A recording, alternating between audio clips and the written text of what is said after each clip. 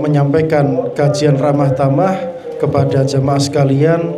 Semoga jamaah sekalian bisa memanfaatkan waktunya untuk menyimak dan mengambil ilmu sebanyak-banyaknya dari beliau hafizallahu ta'ala wara'ah. Mempersingkat waktu, maka kami persilahkan kepada Fadilatul Ustadz untuk segera memulai kajiannya. Fa'alaihi falyatafaddal mashkuran ma'jura.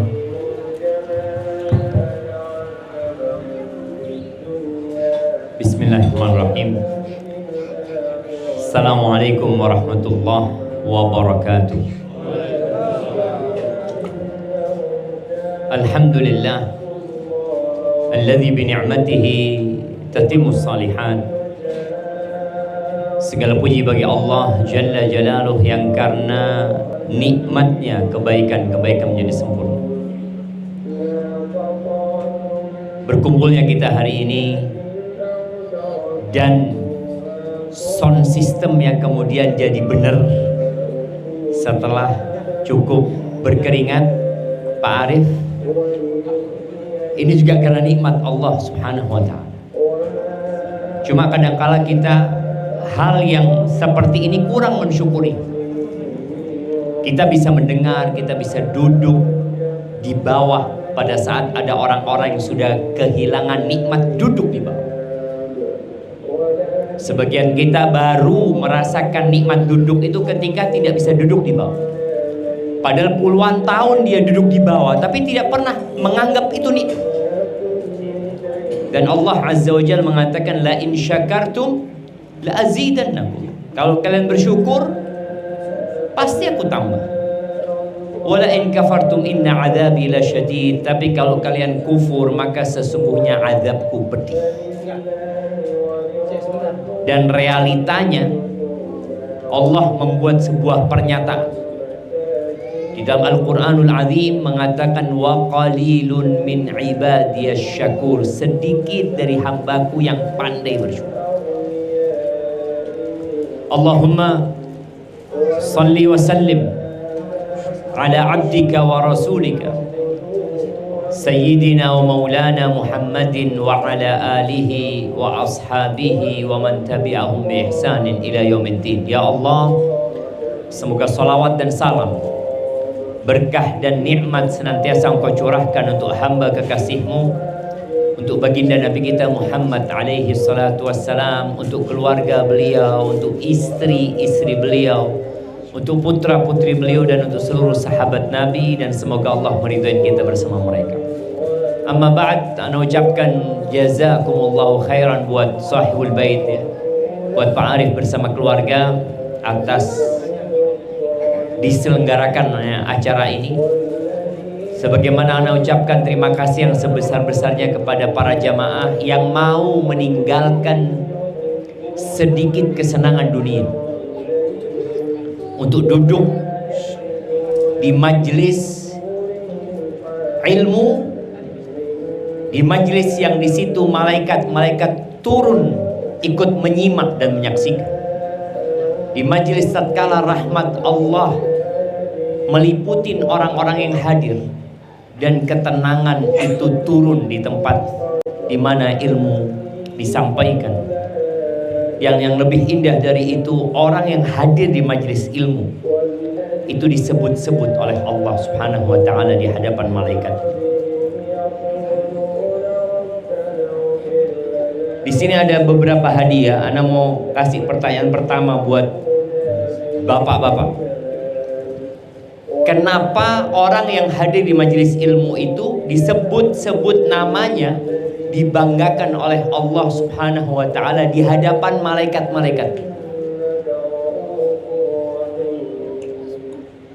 Kenapa? Kalau ibu-ibu insya Allah tahu. Karena yang lebih sering ngaji itu ibu-ibu. Kata Pak Arif, yang kajian di sini bapak-bapaknya ya bisa dihitung. Tapi kalau ibu-ibunya Masya Allah. Baik, kita lempar ke ibu-ibu.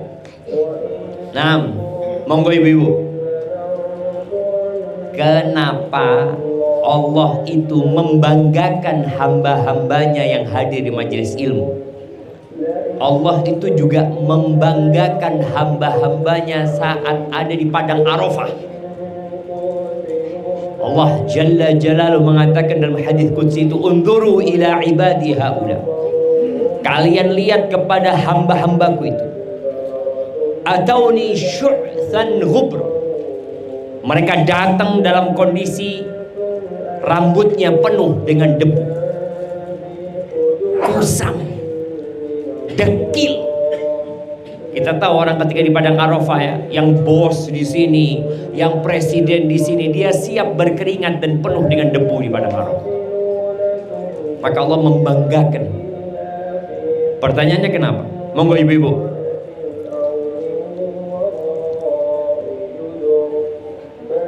Ya, silakan.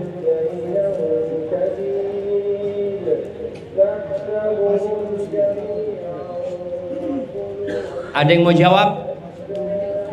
Iya, silakan. Ada mic-nya nggak ibu-ibu? Sudah dibawa ya. Nggak ada. Boleh? Ada, tafadhol.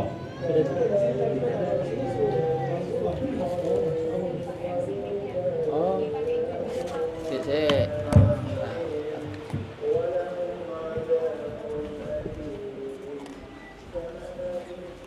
Ini. Iya, Apa yang jawab tadi? silakan. Bentar. Ada mic-nya nggak? Ada Ustaz. Waduh. Nggak boleh googling ya. Bismillahirrahmanirrahim. Karena di dalam majelis ilmu terdapat rahmat yang mana Iya, dimuliakan yang dimuliakan Allah karena ada malaikat-malaikat Allah. Nah, apa jawabannya? Karena di dalam majelis ilmu terdapat rahmat dan Ya, pertanyaannya, kenapa Allah membanggakan, menyebut-nyebut nama-nama hambanya yang hadir di majelis ilmu di hadapan malaikat-malaikat Allah Azza wa Jalla? Kak Kerungu. Mengapa Allah itu membanggakan hambanya yang ada di majelis ilmu dan malaikat-malaikat? Nah, Kenapa? oke. Kalau belum ada yang bisa jawab, nanti mungkin jawabannya ketemu ketika sedang kajian ini. Jamaah rahimakumullah, kita hidup di masa yang penuh dengan fitnah.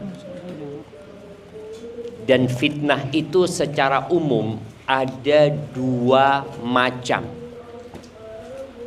Dan penanganannya sesuai dengan macam tersebut. Pertanyaannya, sebutkan dua macam fitnah itu. Bapak-bapak sekarang. Bapak-bapak. Mungkin bapak-bapak fitnahnya ya wanita, harta, bukan itu ya. Dua macam fitnah. Nah, monggo ini yang berikan mic. Bismillah, izin jawab Ustaz. Fitnah syahwat dan fitnah subhat. Masya Allah, bisa dijelaskan apa itu syahwat dan syubhat? Lupa Ustaz. Loh, ya apa sih? Tapi kasih hadiahnya karena tadi nggak diminta untuk menjelaskan. Nah, berikan hadiahnya kepada beliau, Pak Wahid, dihantarkan. Tapi siapa yang mau menjelaskan? Itu ada dua fitnah, syahwat dan syubhat.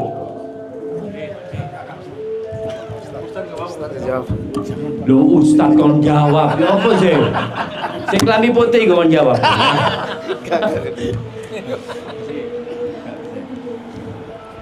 Lu ayo jemaah. Oh, kita lempar ke ibu-ibu. Kalau bapak-bapak yang tadi menyebutkan dua macam fitnah, yang satu namanya fitnah asyubuhat, yang kedua fitnah asyahwat. Apa maksudnya? Nah, monggo ibu-ibu. Pak, ambil mic-nya. Ini ada mic-nya tadi? Ada mic yang buat enggak? Mic yang buat sound ini? Enggak, yang buat sound kecil nih bawahnya. Enggak, Bu. Kalau syahwat itu insya Allah karena terkait dengan nafsu. Kalau subhat itu terkait dengan hal yang meragukan, Ustaz. Berkaitan dengan hal yang meragukan. Masya Allah, barakallahu fikum. Baik, kasih hadiahnya nggak apa-apa ibu-ibu.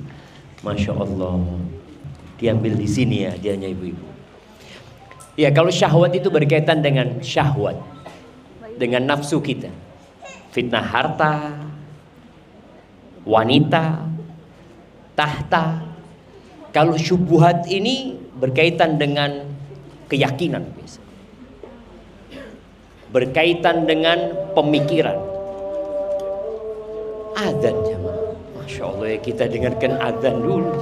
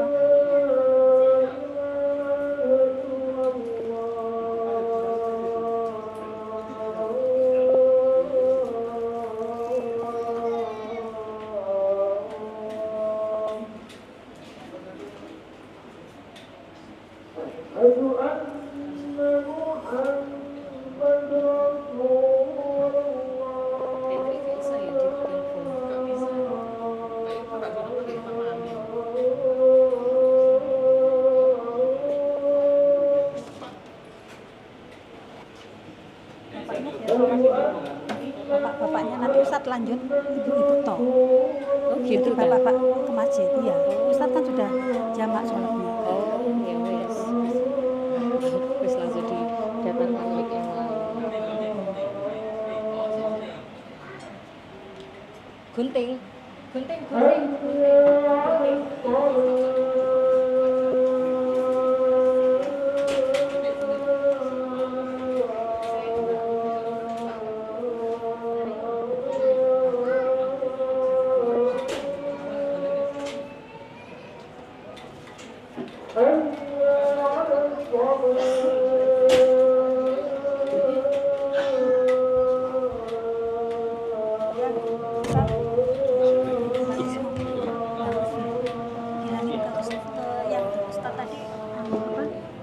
Bapaknya sholat dulu, Ustadz lanjut sama ibu-ibu. Katanya tadi gitu.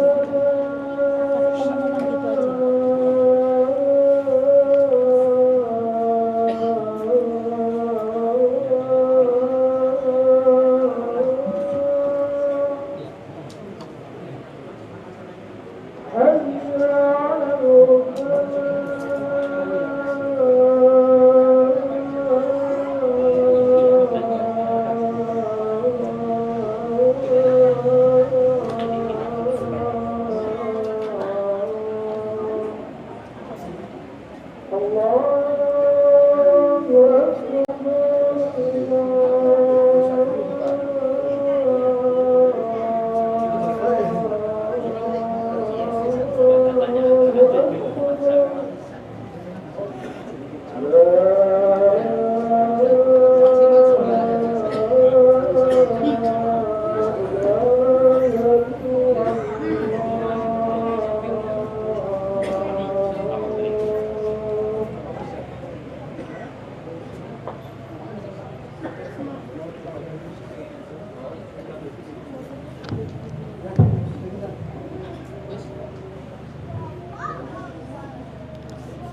اللهم صل وسلم على نبينا محمد اللهم رب هذه الدعوة التامة والصلاة القائمة آت محمدا الوسيلة والفضيلة وبعثه مقاما محمودا الذي وعدته.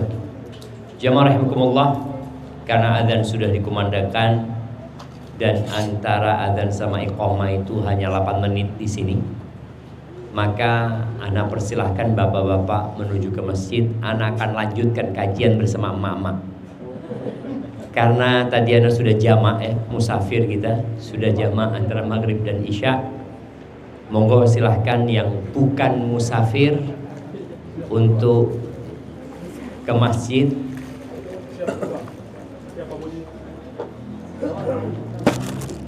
Doa. Baik ibu-ibu, karena bapak-bapak pergi, sesi kita sesi tanya jawab sama ibu-ibu.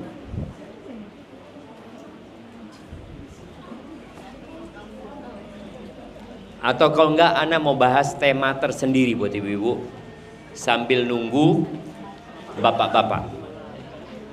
Boleh? Ya, Siap. boleh Ustadz.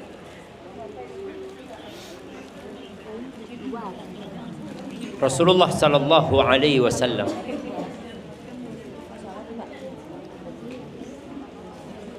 itu pernah menyampaikan salah satu tabiat wanita yang perlu menjadi perhatian khusus.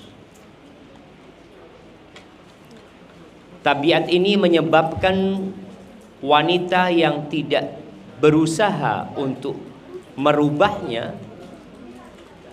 maka ancamannya dia tidak selamat tatkala melewati sirat yang berada di atas neraka jahanam. Tabiat itu apa ibu-ibu?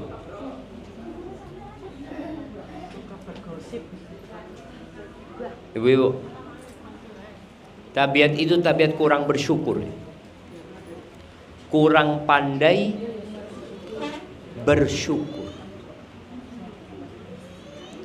Ketika Nabi alaihi salatu wassalam menyampaikan uritun nar, ditampakkan kepada aku neraka, fa idza aktsaru ahlihan nisa, dan ternyata kebanyakan penghuni neraka itu wanita. Ternyata masalahnya bukan karena dia tidak sholat.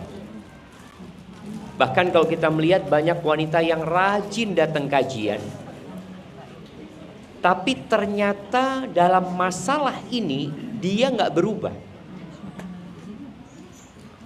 Dia puasa Senin Kemis, bahkan mungkin sebagian puasa Daud. Kalau sholatnya jangan ditanya, dia sholat malam, dia sholat duha, tapi dia masih kurang pandai menghargai suami. Apa Mas? Pandai apa? Kenapa? Apa kiat agar sikap itu berubah atau karakter itu paling tidak bisa diarahkan kepada yang baik?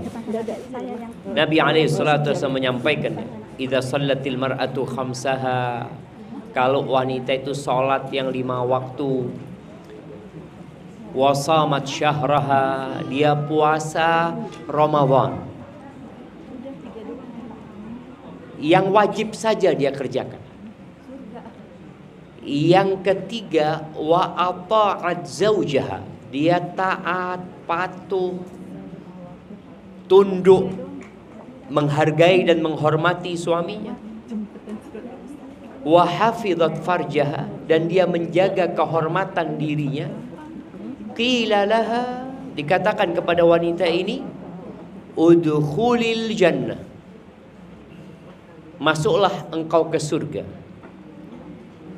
Min ayyi abwabil jannati syi'ti, dari pintu mana saja yang dia inginkan.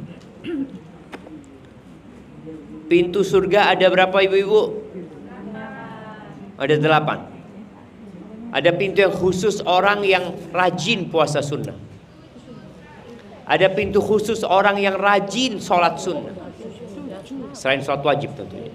Ada pintu khusus untuk orang-orang yang berhaji, untuk orang-orang yang rajin bersedekah, untuk orang-orang yang berjihad. Nih perempuan boleh milih, dia mau masuk dari pintu jihad masuk dia, padahal dia nggak pernah jihad. Hanya melakukan 4 hal. Yang paling berat buat ibu-ibu dari 4 hal ini yang mana? Sholat 5 waktu, puasa Ramadan, taat suami, jaga kehormatan dirinya. Yang paling berat yang mana? Taat sama suami. Itu paling berat. Kalau sudah dikasih arahan, nurut sama suaminya, hormatin, hargai suaminya. Apa yang dikatakan oleh mama?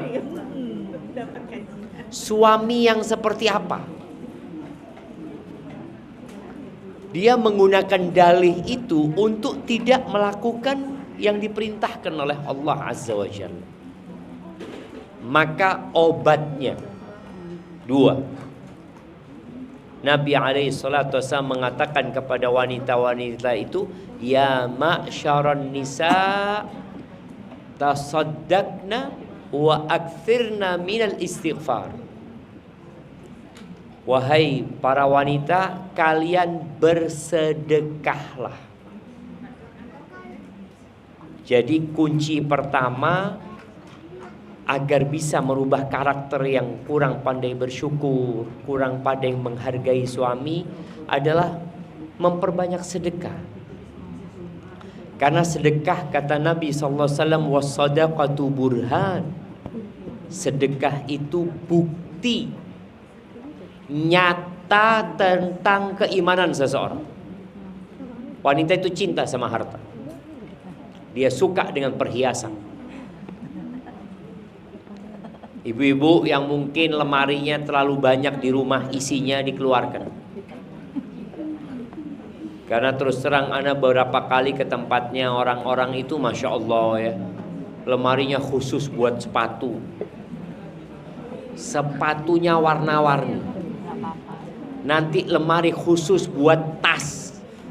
Warna tasnya podo be warna sepatunya. Nanti lemari satu lagi khusus buat jilbabnya. Sama. Terus nanti aksesorisnya warnanya podo. Kalau ijo-ijo kabeh sampai kayak lumut. Itu kadangkala mereka melakukan itu. Dan tatkala disuruh bersedekah, berat dia. Maka kuncinya agar bisa merubah karakter itu, perbanyak sedekah. Berusaha hidup dengan qanaah, menerima yang Allah berikan, tidak membandingkan suaminya dengan orang lain, tidak membandingkan kehidupannya dengan kehidupan orang lain. Kalau harus membandingkan, maka bandingkan dengan yang di bawahnya. Dengan cara itu insya Allah lambat laun ya, karakter tadi, lupa dengan kebaikan suami, kurang bersyukur, akan berubah. Yang kedua, memperbanyak istighfar. Ibu-ibu ini sehari istighfar berapa kali? Seingatnya Ustaz. 1000? Seingatnya habis salat. Coba yang hari ini istighfar 1000 kali, Anda mau kasih hadiah. Nah,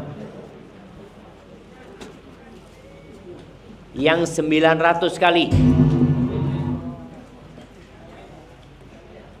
yang 900 kali, 850, 700,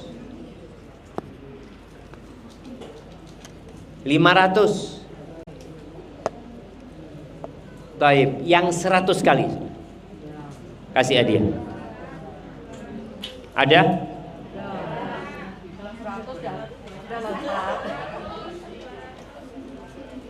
Oh, 100, yang di atasnya 100. Kalau 100 banyak, yang di atasnya 100. Yang 200 berarti. 200 ada? 300, 400, 500. Hah? Ada apa enggak? Siapa yang 500? Yang 500? Ada. Kasih hadiahnya 500. Hah? Siapa yang 500? Oh, ada Ustaz. Oh, dikasih hadiahnya. Mbak Dona. Oke, dikasih hadiahnya terus dikasih mic ya. Kasih hadiah, kasih mic. Kasih hadiah, kasih Kasih mic. mic, kasih hadiah, kasih mic. Mic-nya diberikan kepada yang tadi 500 kali. Balik mana? Sudah? 500 tadi siapa disuruh? Iya. Mic-nya sudah diberikan? Sudah Ustadz. Baik. Apa yang mendorong ibu untuk istighfar 500 kali? Karena istighfar itu membuat hati kita tenang, selalu ingat Allah, berzikir terus, ingat Allah terus, membuat hati tenang, memperlancar rezeki. Bukan karena banyak dosanya. Kok dari tadi nggak ada ucapan dosa? Ampunan dari Allah. Loh, karena banyak. Ini sekarang dapat rezeki Ustadz, baca istighfar. Loh, enggak, karena banyak dosa. Merasa banyak dosanya enggak ibu?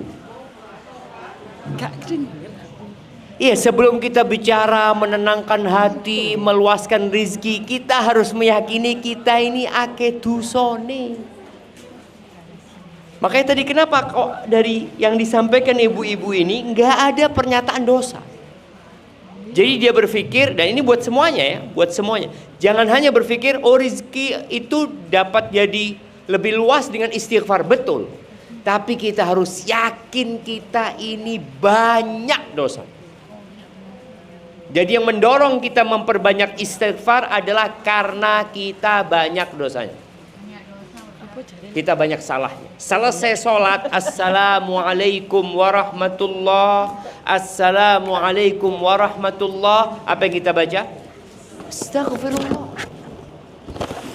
Kalaupun kita selesai sholat nggak sempurna sholat kita, ada aja kurang. Di waktu sahur, ketika Allah Azza wa Jalla menyebutkan penghuni surga, Allah mengatakan wabil ashari hum yastaghfirun, dan di waktu sahur mereka istighfar. Mereka mohon ampun sama Allah Subhanahu wa taala. Karena hendaklah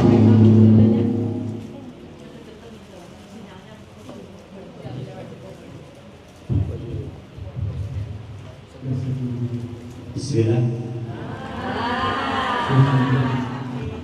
nanti bapak-bapak kan tidak ada. Satu aja dulu. Loh. 3. Anda pakai ini. Oh, ini tidak usah. Siap. Bismillah. Ibu dengar? Gimana? Hilang lagi? Loh, berarti yang tadi nggak masuk. Yang barusan diambil, oh ini. Bismillah.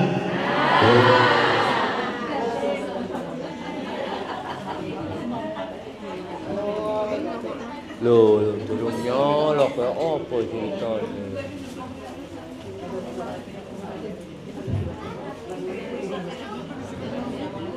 Iya, bismillah. Baik, jadi penghuni surga itu subhanallah, di saat mereka hidup di dunia, mereka itu sering istighfar karena mereka merasa memang banyak dosanya, dan tidak ada satu orang pun, tidak ada satu orang pun yang akan masuk surga dengan amalannya. Tapi yang ada masuk surga dengan apa? Rahmat Allah Azza wa Jalla. Ketika kita dirahmati, dimaafkan dosa-dosa kita. Kita lihat ya, doa malam Lailatul Qadar itu apa? Maaf. Bukan minta rizki, minta maaf. Supaya kita tidak GR merasa sudah banyak amalannya. Oleh karena itu sebagian ulama menyebutkan istighfar kita itu terkadang butuh istighfar. Jadi istighfarnya kita ini masih butuh istighfar lagi. Maka hendaklah ibu-ibu untuk memperbanyak istighfar. Kalau tadi dikatakan ada yang 500 kali, alhamdulillah. Yang pertama adalah karena kita memohon ampun kepada Allah Subhanahu wa taala karena banyak kesalahan kita, banyak dosa-dosa yang kita lakukan, yang kalau bukan karena taufik dan petunjuk Allah, ya kita akan terus berbuat dosa. Itu mungkin sebagai mukaddimah yang ingin Ana sampaikan. Silahkan kalau ada pertanyaan dari ibu-ibu, Ana persilahkan. Mic-nya ada? Ada Ustadz.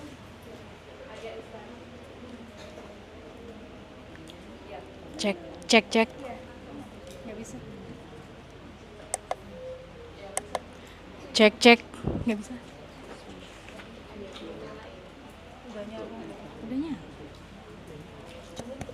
Iya, silahkan.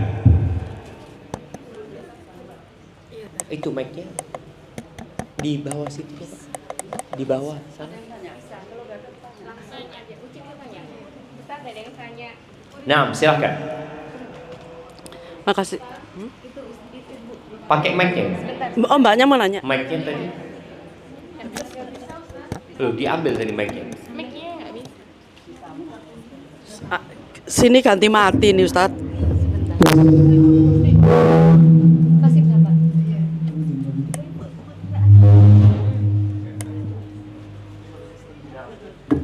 Cek. Bismillah.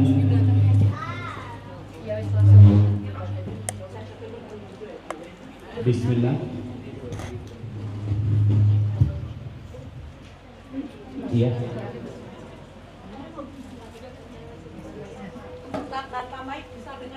Siap. Iya, silakan. Ini mungkin mic-nya bisa diberikan ke Ibu. Makasih, Ustaz. Ini mic-nya sudah.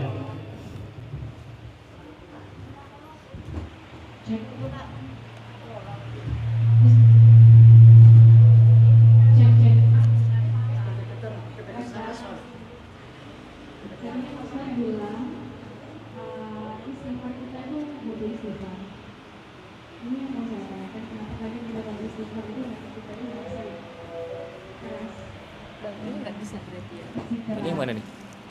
Mana nih? Oh, yang monitron tadi. Iya. Apakah itu yang dimaksud istighfar kita itu butuh istighfar? Terima kasih Ustaz. Masya Allah. Nah, jadi ketika bicara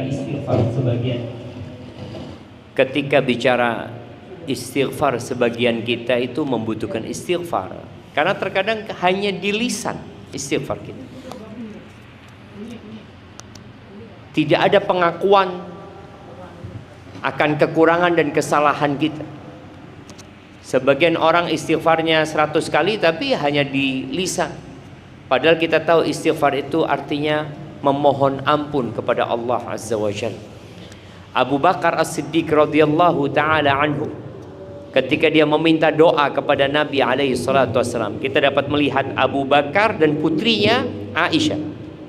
Dua-dua ini minta doa sama Nabi SAW. Yang pertama Abu Bakar.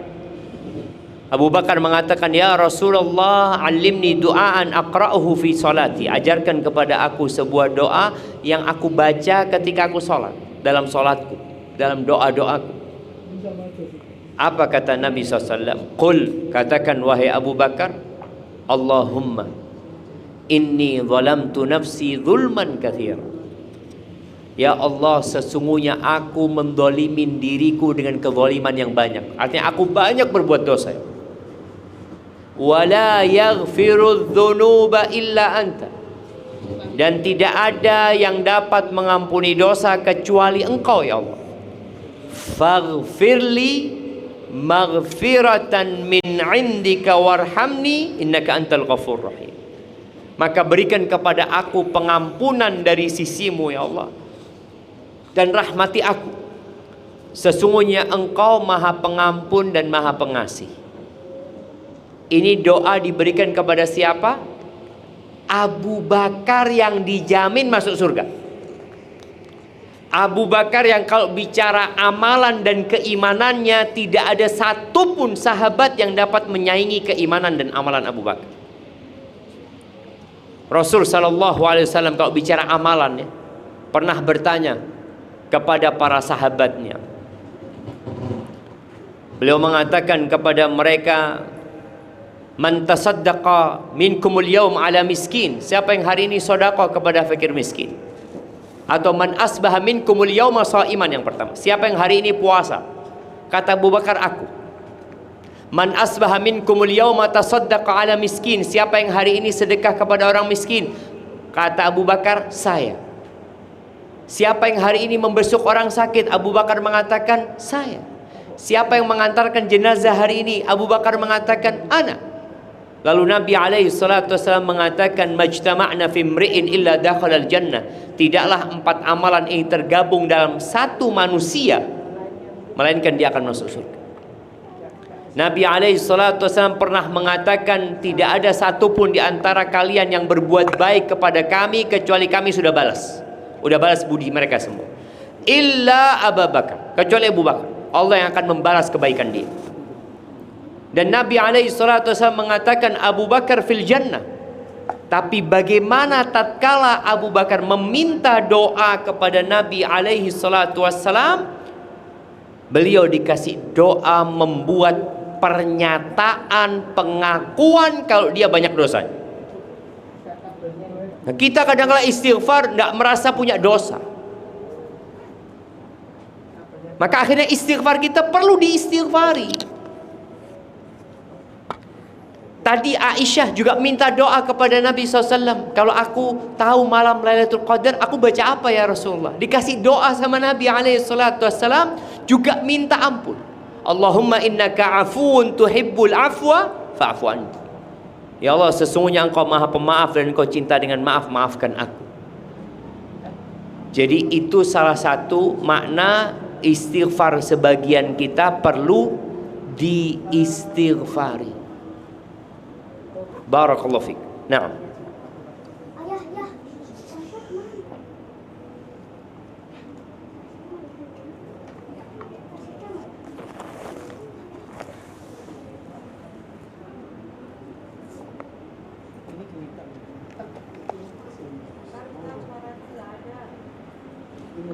Gimana? Loh, belum ngomong ustadznya, ya ono suarane. Ya apa sih? Ustadz ini nunggu pertanyaan. Oh siap, gambarnya delay Bil. Itu YouTube, Sir. Oh itu YouTube ternyata. Lo Hadirnya nggak bisa, Sir. TV-nya. siap, silahkan.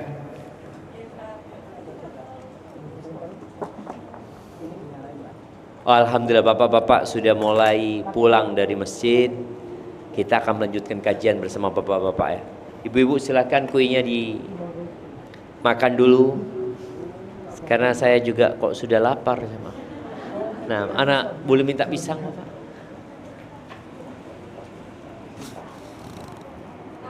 Nah.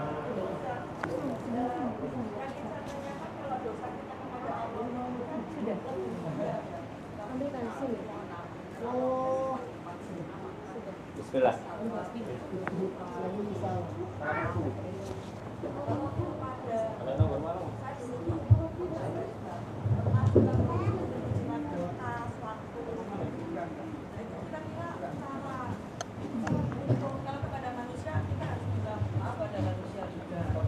Nah kalau kepada kantor itu gimana ya Ustaz? Apakah boleh saya hitung terus saya temui, saya masukkan kotaknya? Masya Allah, Masya Allah. Iya jemaah, memang berat tatkala kita berbuat salah kepada manusia. Karena jangan orang lain, suami istri aja dengan haknya mereka pelit. Maka cara yang harus ditempuh tatkala kita melakukan kesalahan sama orang tadi udah disebutkan, kita minta dihalalkan, kalau harta yang diambil kita kembalikan ya. Bagaimana kalau dengan kantor atau tempat usaha? Rasul sallallahu alaihi wasallam mengatakan ittaqillah haitsu ma kunta. Bertakwalah kepada Allah dimanapun engkau berada. Wa atbi'is sayyi'atal hasanah tamhuha wa khaliqin nas bi khuluqin hasan. Ikutilah kesalahan-kesalahan itu dengan berbuat baik. Terus kita berbuat salah, kita berbuat baik, karena nanti di hari kiamat kebaikan ini yang akan menghapuskan kesalahan kita tadi. Kalau umpamanya kantor Ana pernah ngambil kertas di kantor. Kalau kita bisa kembalikan ke kantor, kembalikan ke kantor. Atau kita kirim hadiah ke kantor, kertas juga. Atau berkaitan dengan korupsi waktu kita, ya kita punya rezeki atau apa, kita berikan kepada kantor itu dengan niat mengembalikan apa yang pernah kita ambil dari sana. Semoga dengan cara itu, nanti pada hari kiamat ketika kita disidang, ada kebaikan yang dapat menghapuskan kesalahan-kesalahan itu. Barakallahu fiik. Seperti itu kiranya. Nah, ibu-ibu, pertanyaannya cukup karena kita akan mulai kajian bersama bapak-bapak. Ibu-ibu jadi penonton saja karena bapak-bapak ini jarang ngaji tadi kan. Kalau ibu-ibu faham kabeh insyaallah.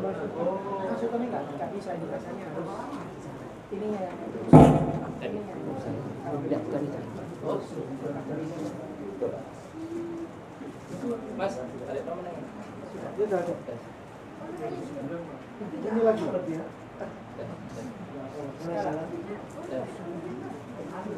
Nyaman ya. Oh, iya. Ini enggak bunyi.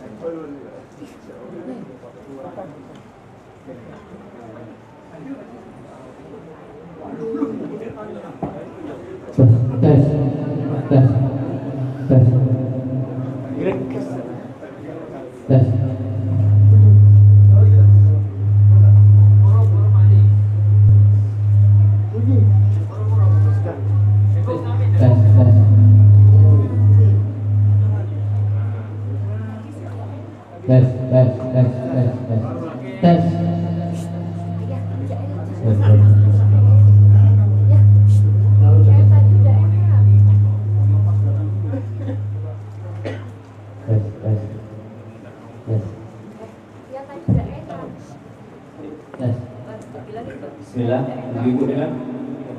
Alhamdulillah. Ana ini sudah pegang pisang satu, nggak dikasih mic.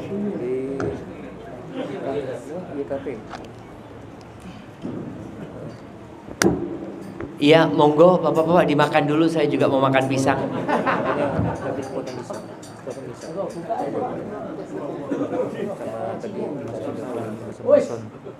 Ayo.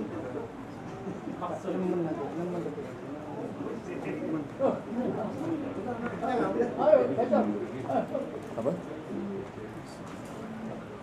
Aman, sudah pakai. Ramah tamah.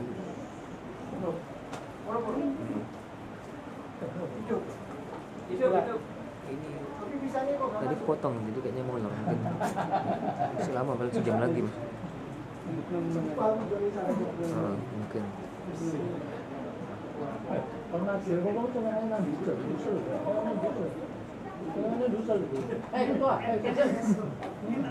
Coba tak ngomong saya.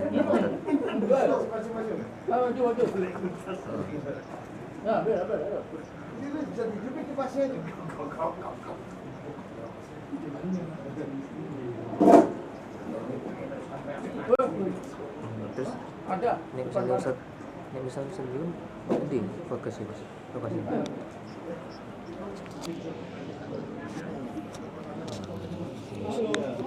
Kok tak kasih ya. Iya siap. Salah. Bagaimana sudah masih minum orang-orang? Nah, ngombe bisa nih. Iki loh, kipas ini.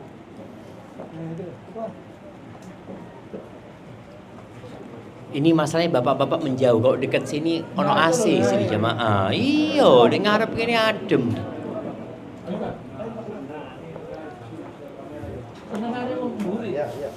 Ayo, nah. Yuk. Ada kau maju iku. Nah. Oke, tadi kita terakhir bersama bapak-bapak membahas tentang dua fitnah, fitnah syahwat dan fitnah syubuhat.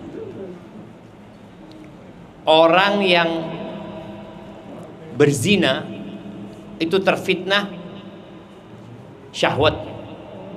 Tapi orang yang menghalalkan zina, dia terkena dua fitnah. Dia fitnah syahwat dan syubhat. Bedanya apa? Orang yang melakukan riba dan dia meyakini riba itu haram, tapi dia tetap ngelakoni, ya syahwat. Tapi kalau dia melakukan riba dengan meyakini halal, oh ini bermasalah.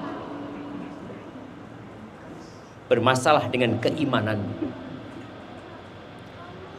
LGBT, syahwat apa syubhat?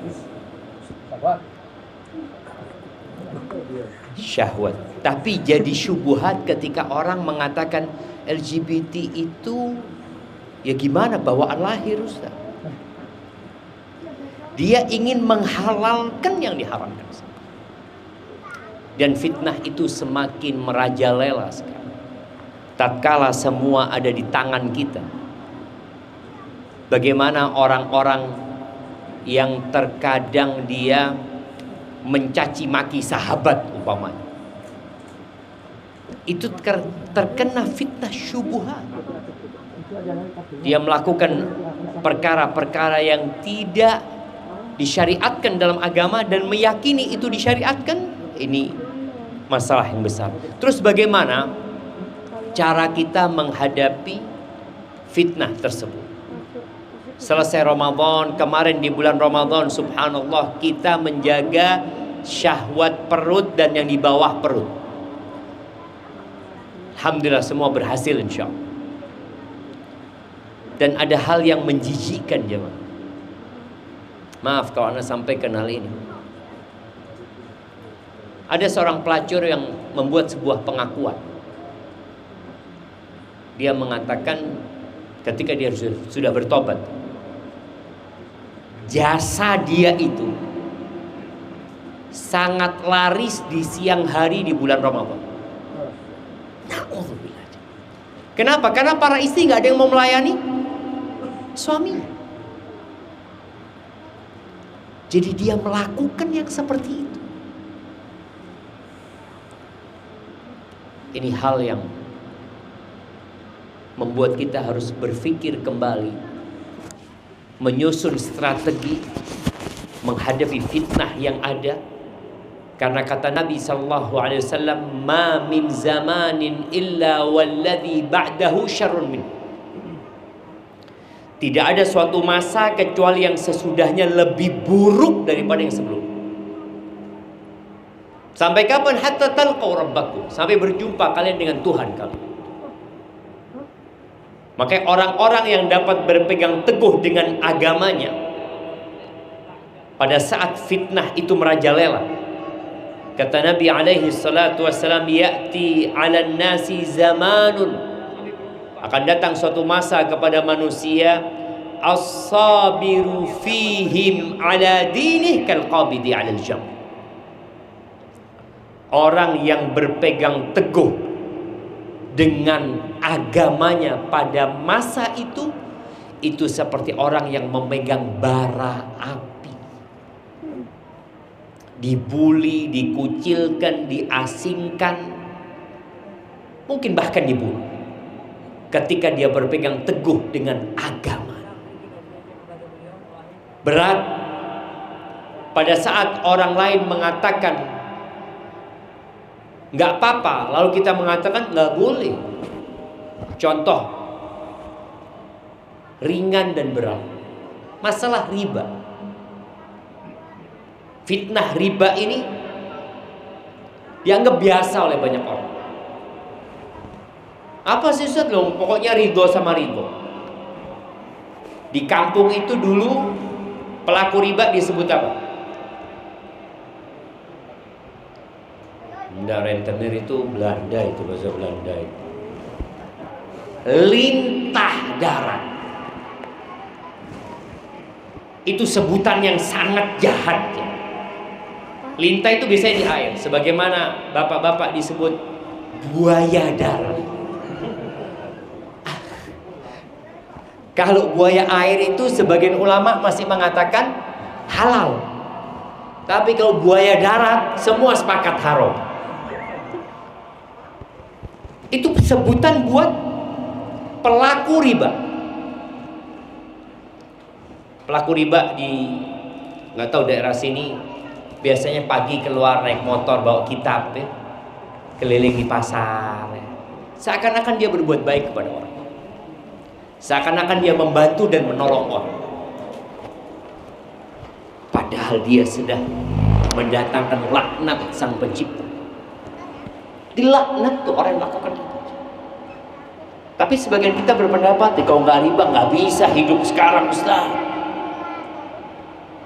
Nggak bisa punya rumah, nggak bisa punya mobil, nggak bisa usaha. Maka tolong perhatikan, salah satu dosa besar yang dianggap remeh oleh manusia adalah masalah riba. Na'udzubillah min dzalik. Ketika kita tidak melakukan riba, sebenarnya anak ketemu dengan non-muslim yang dia sudah mulai punya pemikiran iya nggak bisa riba itu. Mereka mau dapat untung besar tapi nggak mau resiko. Sedangkan dalam Islam al-ghunmu bil ghurmi, keuntungan itu harus ada resiko kerugian. Ketika orang mau untung nggak rugi, ya riba. Orangnya bangkrut, gagal, nggak ngurus, yang penting bayarnya tetap seperti itu. Kenapa ada orang utang 30 juta rumahnya disita? Ya, karena riba. Maka apa yang harus kita lakukan menghadapi fitnah-fitnah yang ada, yang harus kita tanamkan juga kepada anak-anak kita, karena mereka akan menghadapi fitnah yang sangat dahsyat sekali. Yang pertama adalah doa. Kita harus banyak-banyak berdoa. Dan ini salah satu rahasia kenapa setiap sholat kita tidak boleh meninggalkan surat Al-Fatihah. Karena itu permintaan supaya kita istiqomah. Nggak ada jaminan ya kita yang hadir sekarang ini mati Islam. Nggak ada jaminan. Nggak ada jaminan imam masjid matinya di masjid. Ada orang yang su'ul khatim. Maka Allah Azza wa Jalla mengatakan wala tamutunna illa wa antum muslimun. Janganlah kalian mati kecuali dalam kondisi Islam. Salat subuh minimal kita baca 2 ihdinas siratal mustaqim. Tatkala kita mengatakan iyyaka na'bud wa iyyaka nasta'in, yang pertama kita minta kepada Allah dan yang paling utama ihdinas siratal mustaqim. Subuh baca 2 kali, zuhur 4 kali, asar 4 kali, maghrib 3 kali, isya 4 kali. Besok memulai hari dengan ihdinas siratal mustaqim, menutup malam dengan ihdinas siratal mustaqim. Gak boleh kita berhenti. Maka doa. Dan di antara doa selain ihdinas siratal mustaqim adalah doa ya muqallibal qulub tsabbit qalbi ala dinik. Itu doa yang paling banyak dibaca oleh Nabi alaihi salatu wassalam. Nabi baca. Kita merasa sudah rajin ke masjid, merasa sudah berulang kali berangkat haji, berangkat umrah, oh aman. Siapa yang memberikan jaminan keamanan? Ketika Nabi alaihi salatu wasallam mengajarkan doa itu, para sahabat bertanya, "Atakhafu alaina ya Rasulullah? Apakah engkau takut dengan kami?" Khawatir. Naam, kata Nabi SAW. Karena hati manusia ada di tangan Allah Azza wa Jalla. Yuqallibuha kaifa yasha. Allah bolak-balikan menurut kehendak Allah Subhanahu wa taala. Maka kita minta, ya muqallibal qulub, Wahai yang membolak-balikkan hati, tsabbit qalbi ala din. Tetapkan hatiku di atas agama. Ada doa juga yang diriwayatkan oleh Shaddad bin Aus. Nabi mengatakan kepada Shaddad sallallahu alaihi wasallam, fitnah terbesar bagi umat Nabi Muhammad itu apa? Jamaah, apa ibu-ibu? Harta. Harta. Dan ana ngomong dengan beberapa politikus, dengan beberapa pejabat. Setelah ngobrol panjang, mereka nyatakan ya ujung-ujungnya duit, Ustaz. Ujung-ujungnya fulus. Bukan jabatan itu sendiri. Dia menduduki jabatan itu untuk apa? Fulus. Dan Nabi alaihi salatu wasallam mengatakan likulli ummatin fitnah wa fitnatu ummati al-mal. Semua umat itu ada fitnah yang khusus buat mereka, dan fitnah umatku itu harta. Dan Nabi mengatakan kepada Shaddad bin Aus sallallahu alaihi nabiyina wasallam, ya Shaddad, idza ra'aitan nas yaknizuna adh-dhahaba wal fiddah, kalau engkau melihat orang itu berlomba-lomba menimbun emas dan perak, fagniz anta haula'il kalimat, engkau timbun nih doa-doa ini. Ada panjang doa. Anda akan bacakan beberapa potongan doa itu. Allahumma inni as'aluka tsabata fil amr wal azimata 'ala rusyd. Ya Allah, aku memohon ketetapan, keteguhan dalam urusan ini, urusan agama ini, kebenaran ini. Wal azimata 'ala rusyd, dan tekad yang kuat di atas kebenaran. Karena ada orang tahu kebenaran tapi nggak punya tekad untuk mengamalkan. Ada orang yang semangat tapi salah. Maka ihdinas siratal mustaqim siratal ladzina an'amta 'alaihim ghairil maghdubi 'alaihim. Bukan jalannya orang-orang yang kau murkai. Siapa orang-orang yang dimurkai? Yang tahu kebenaran tapi menyelisihi kebenaran. Waladhdallin, orang-orang yang tersesat, nggak belajar dia. Dia pikir benar ternyata salah. Maka tadi Nabi alaihi salatu wasallam memberikan doa kepada Shaddad bin Aus, dan doa itu layak untuk kita baca. Karena saat ini kita melihat memang orang berlomba-lomba menimbun harta, setelah banyak ditinggal mati. Baik, itu yang pertama. Yang kedua, kita harus yakin dengan pertolongan Allah Subhanahu wa taala. Kondisi umat Islam yang mungkin terpuruk di masa sekarang ini karena dosa-dosa mereka sendiri, maka yakin Allah Azza wa Jal akan menolong kita. Wa tilkal ayyamu nudawiluha bainan nas. Dan hari-hari kejayaan umat itu Allah putar. Nabi alaihi salatu wassalam menang waktu perang Badar. Perang Uhud kalah. Tapi memang seperti itu. Sepanjang sejarah kita melihat bagaimana umat Islam pernah berjaya, kemudian kalah dengan kaum Salibiyin, pernah diserang oleh Tatar, sampai dibunuhnya Khalifah Abbasi di Baghdad. Tapi kemudian pernah bangkit kembali dan terus berputar. Maka kita sebagai umat Islam harus punya keyakinan. Yang keyakinan ini membuat kita menghadapi fitnah yang ada, godaan doa-godaan yang mengatakan ya udah ajaran Islam ini udah gak relevan lagi di zaman sekarang. Kalau kita tetap berpegang teguh dengan ajaran Islam ini, kita akan terbelakang, kita akan kalah. Bagaimana mereka sudah sampai ke bulan, kita masih sampai mana? Kita bicara yang di atasnya rembulan. Kita bicara tentang surga yang luasnya seluas langit dan bumi. Kita tidak bicara yang kita lihat, kita bicarakan yang lebih dahsyat dari semua. Dan itu tidak mereka miliki. Dan itu harus kita persiapkan. Dunia akan kita tinggalkan. Yang ketiga, terus belajar. Sebagian kita itu pesantren yang enggak.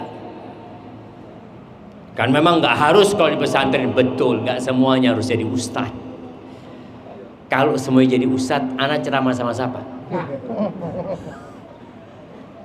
Tapi semuanya wajib menuntut ilmu agama, tanpa terkecuali. Ilmu apa yang wajib? Yang menjadi kebutuhan dia. Dia wajib zakat, ya harus belajar zakat. Dia mau masuk surga, ya harus belajar rute menuju surga. Dia ingin selamat dari api neraka, ya harus belajar bagaimana saya selamat dari api neraka. Sebagaimana tentang urusan dunia, ya kita belajar.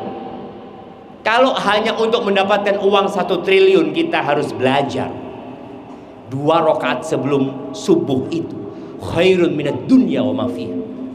2 rakaat sebelum subuh itu bukan lebih baik dari 1 T, lebih baik dari dunia dan isi. Berapa banyak dari kaum muslimin yang nggak pernah 2 rakaat sebelum subuh dan merasa tidak kehilangan apa-apa, jemaah. Biasa aja. Kan nggak wajib? Nggak wajib. Emangnya punya rumah besar kayak gini wajib? Ya enggak.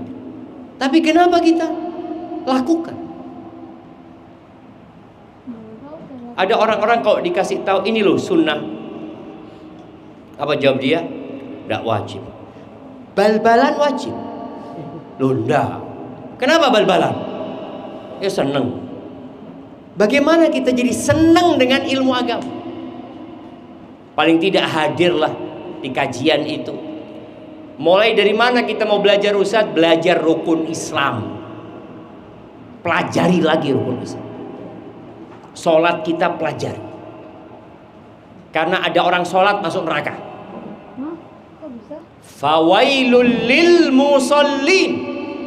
Celaka nih orang sholat.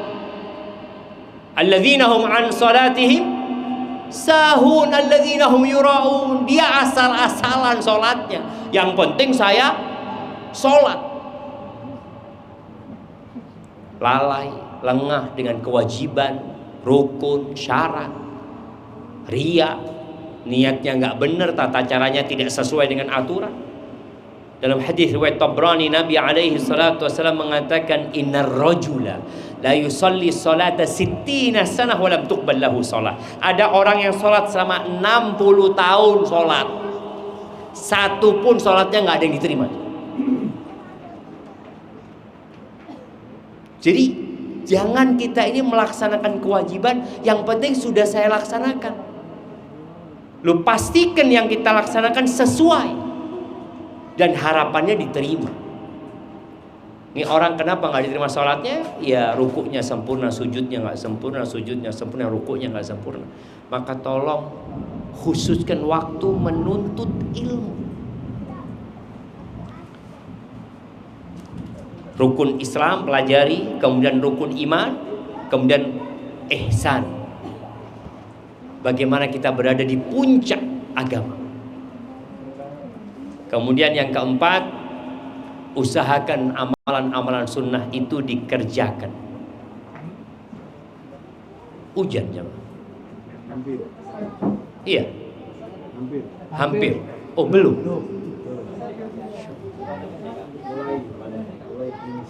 Mulai gerimis. Allahumma sayyiban nafi'an. Usahakan amalan sunnah itu dikerjakan. Apa saja yang contohkan Nabi SAW, lakonon. Yang tidak dicontohkan ya udah nggak usah dilakoni. Kita mencukupkan diri dengan yang diajarkan oleh Nabi Muhammad SAW dan diamalkan oleh para sahabatnya. Yang kelima, senantiasa menghadirkan pengawasan Allah kepada kita. Jadi nggak perlu CCTV. Kita dimanapun diawasi oleh Allah Subhanahu Wa Taala. Kemudian yang keenam, melawan nafsu kita. Jadi kita harus berjuang melawan nafsu, melawan setan. Dengan cara apa? Senantiasa bermuhasabah. Kalau mau tidur itu, coba evaluasi hari ini. Berapa kali anak zikir ya? Berapa kali anak istighfar? Anak sholat 12 rakaat enggak hari ini? Untuk bangun rumah di surga Allah Subhanahu wa ta'ala. Kemudian yang ketujuh, baca Al-Quran. Paling tidak kalau Ramadan hatam 5 kali, ya Syawal hatam sekali. One day, one juz. Kalau ternyata Ramadan cuma hatam sekali, ya Syawal 1 hari setengah juz. Jadi 2 bulan sekali hatam. Dan usahakan baca sama artinya. Jangan mengatakan nggak punya waktu. Membaca Al-Quran itu termasuk menciptakan waktu. Buktikan. Antum kalau baca Quran itu urusannya dimudahkan. Jadi pekerjaan yang seharusnya 2 jam, dengan antum sering membaca Al-Quran 2 jam jadi 1 jam. Allah mudah. Tapi kalau kita garap yang 2 jam meninggalkan baca Quran, yang itu 2 jam nggak selesai, Quran pun nggak dibaca. Maka kalau ingin berkah, bacalah kitab yang berkah, yaitu Al-Quran. Ingat baca sama artinya, kemudian memperbanyak zikrullah tabaraka wa ta'ala. Ini termasuk amalan yang sangat ringan ya. Bapak-bapak naik motor, jangan lupa baca doa naik motor. Sepanjang perjalanan bacalah subhanallah wa bihamdi. Subhanallah wa bihamdi itu 1 pohon kurma ditanamkan oleh Allah di surga. Kalau kita baca 100 kali, insya Allah tiap hari kita punya 100 pohon kurma. Di saat orang sedang membabat hutan untuk menanam sawit, kita menanam pohon kurma di surga Allah Subhanahu wa ta'ala. Maka perbanyak zikir dalam semua kondisi, berdiri, duduk, tiduran. Dan yang ke-9, bersihkan hati dari iri, dengki, dendam, riya, sum'ah. Bersihkan hati. Usahakan kita itu beramal karena Allah Subhanahu wa ta'ala. Dan yang terakhir, masih banyak sebenarnya, tapi karena udah malam. Bapak-bapak lapar, anak lihat dari tadi ada yang ngunyah sana, ngunyah sini. Oh, ini sudah bahaya ini. Yang terakhir, yang tadi kita sampaikan itu diamalno, ojo dirungokno to.